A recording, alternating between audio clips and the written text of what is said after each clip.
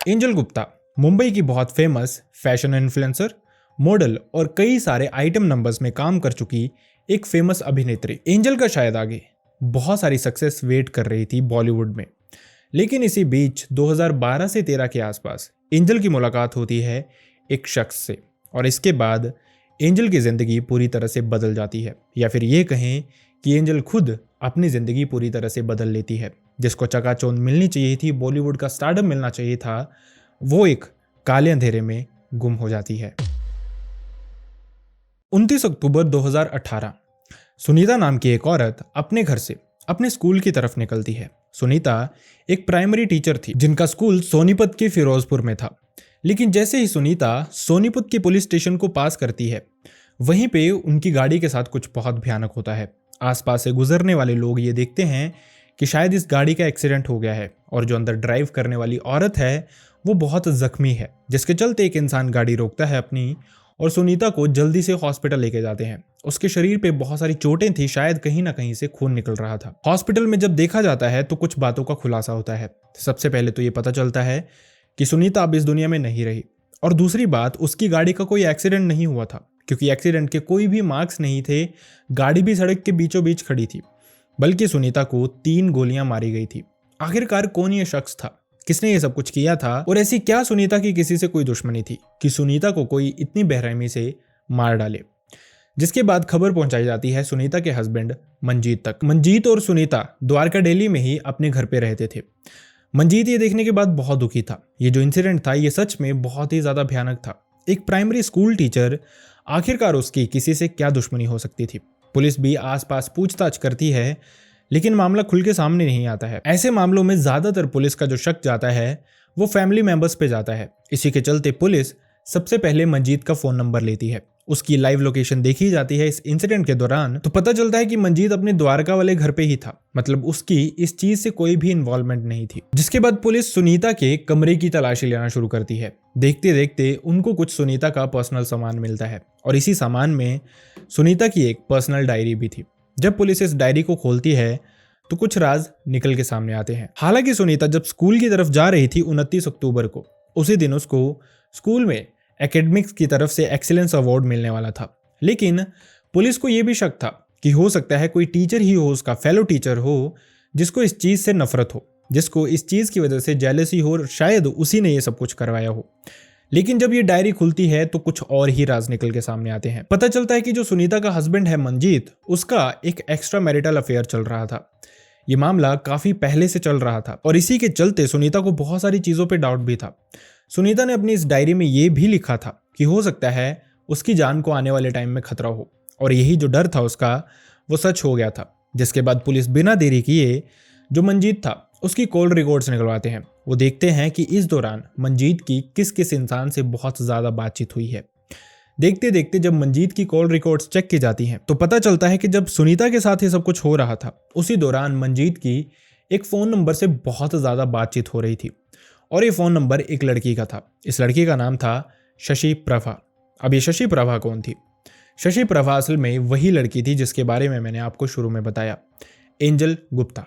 इनका असली नाम शशि प्रभा था, लेकिन जब से ये इंडस्ट्री में आई थी उस दौरान ही उन्होंने अपना नाम थोड़ा सा चेंज कर लिया था, थोड़ा सा फैंसी नाम, जो कि लोगों को लेने में ज़्यादा प्रॉब्लम भी ना हो। लेकिन सवाल ये था कि इंडस्ट्री में काम करने वाली एंजल गुप्ता और यहाँ पे मंजीत सहरावत का आखिरकार लेना देना क्या था, और क्यों आखिरकार ये दोनों इन्वॉल्व होके सुनीता को मारना चाहते थे। दोस्तों, जिन भी लोगों को रेसलिंग या फिर फाइटिंग शोज पसंद है उनके लिए एक बहुत अच्छी न्यूज है, बाकी के लोग इस एड को स्किप कर सकते हैं। गाइस, इससे पहले हम वीडियो में आगे बढ़े, मैं आपको एक ऐसा शो रिकमेंड करना चाहता हूं जिसमें स्पोर्ट्स फाइट्स का थ्रिल और टीवी शोज की स्टार पावर दोनों एक साथ मिले हुए हैं। ALF ग्लोबल एक रियलिटी शो है जहां UFC के हिस्ट्री के बेस्ट फाइटर जॉन जोन्स और MMA वर्ल्ड के सबसे बड़े गैंगस्टर नेट डियाज ने CIS के स्ट्रॉन्गेस्ट फाइटर्स को अपनी टीम में एक विला में इकट्ठा किया है। दोनों फेमस कैप्टन्स के अंडर ये फाइटर्स विला के अंदर एक दूसरे से लड़ेंगे मेन ट्रॉफी के लिए। मैंने ऑलरेडी पहला एपिसोड देख लिया और शूटिंग के पहले ही दिन एक ऐसा मोमेंट आया जिसके बारे में किसी ने सोचा ही नहीं था। एक पार्टिसिपेंट और कैप्टन नेट डियाज के बीच में कंफ्लिक्ट हो गया बिल्कुल रैंडम बात पे, और इस कंफ्लिक्ट के बाद नेट डियाज इस विला को छोड़ के चले गए। मुझे नहीं पता ये कंफ्लिक्ट कैसे खत्म होगा, लेकिन मैं उनके ऑफिशियल टेलीग्राम चैनल पे अपडेट्स को फॉलो करता रहूंगा, जिसका लिंक मैंने पिन कमेंट में भी डाल दिया है। आपको फुल एपिसोड का लिंक भी इसी टेलीग्राम चैनल पे मिल जाएगा, तो जाओ देखो और चैनल को सब्सक्राइब करो और इसके आने वाले एपिसोड्स को भी मिस मत करो।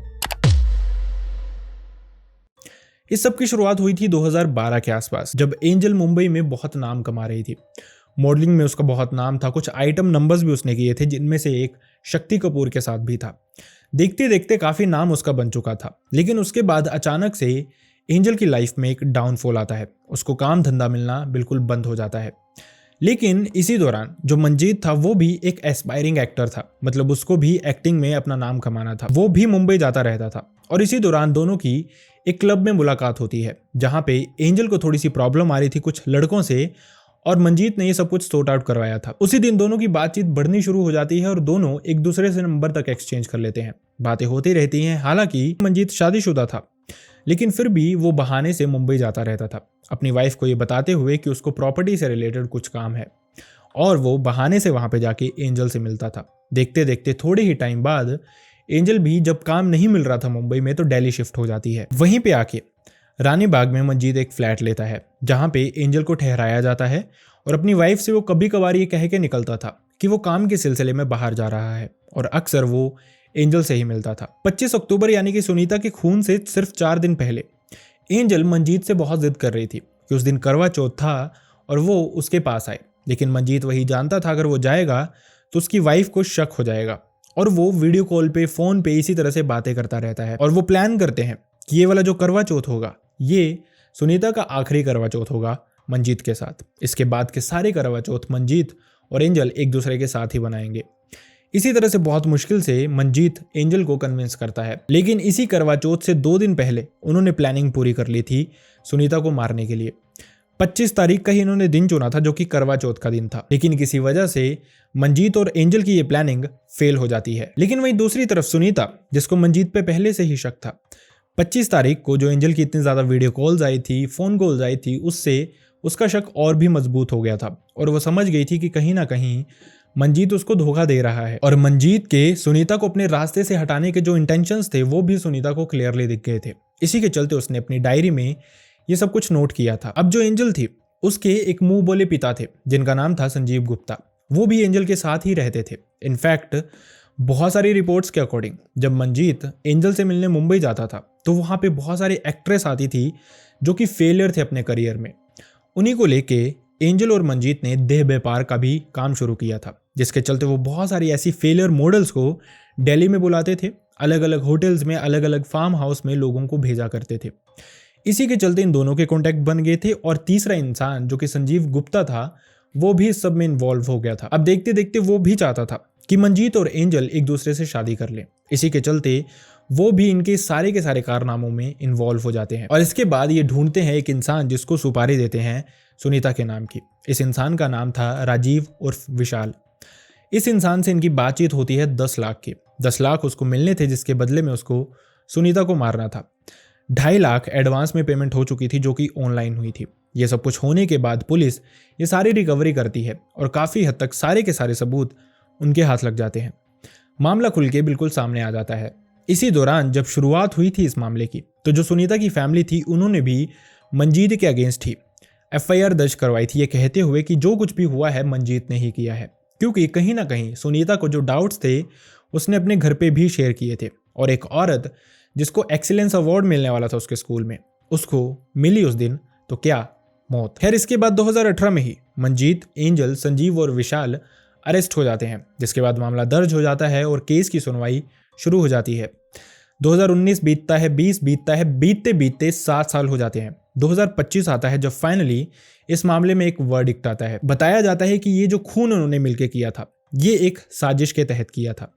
ये रेयर ऑफ रेयरेस्ट केस था, मतलब एक तरह से एक निर्दोष इंसान को बहुत बुरी तरह से फंसा के मारना और एक प्लानिंग के तहत मारना, जिसके चलते इन चारों लोगों को उम्र कैद की सजा सुनाई जाती है जो कि 2025 में ही अभी सुनवाई गई है। एंजल जिसका बहुत अच्छा करियर शायद उसका वेट कर रहा था, लाइफ में थोड़ा सा डाउनफॉल चल रहा था, लेकिन अपने टैलेंट के दम पे, अपनी खूबसूरती के दम पे शायद एक कमबैक हो सकता था, लेकिन अब कोई कमबैक नहीं होगा बल्कि तिहाड़ जेल में अपनी बची हुई जिंदगी बितानी पड़ेगी। दोस्तों हमारे बुजुर्ग अक्सर कह के जाते हैं कि बुरे काम का बुरा नतीजा, और यही केस, इसी तरह के मामले हमें इन बातों में सच्चाई भी दिखाते हैं। एंजल जिसका एक अच्छा करियर वेट कर रहा था उसके इंस्टेड उसने एक इंसान चूज किया, एक ऐसा इंसान जो कि पहले से ही शादीशुदा था। सवाल ये था कि क्या एंजल इतनी नासमझ थी कि उसको पता नहीं था वो कर क्या रही है। ऐसा नहीं है, जो भी इंसान इस तरह के मामलों में पड़ता है उसको पता होता है कि वो क्या कर रहा है, लेकिन फिर भी उनकी आंखों के आगे एक पर्दा होता है जो कि प्यार का पर्दा होता है। और ये जो पर्दे जब हटते हैं तो इसी तरह से आंखें तिहाड़ जेल या फिर इसी से रिलेटेड किसी जेल में खुलती हैं। आई रियली होप आप अपना ध्यान रखेंगे। आई रियली होप आप ऐसे लोगों से दूर ही रहेंगे। सिंपल लाइफ ही सबसे ईजी लाइफ होती है। अपना ध्यान रखें। See you next time in next video. Bye bye.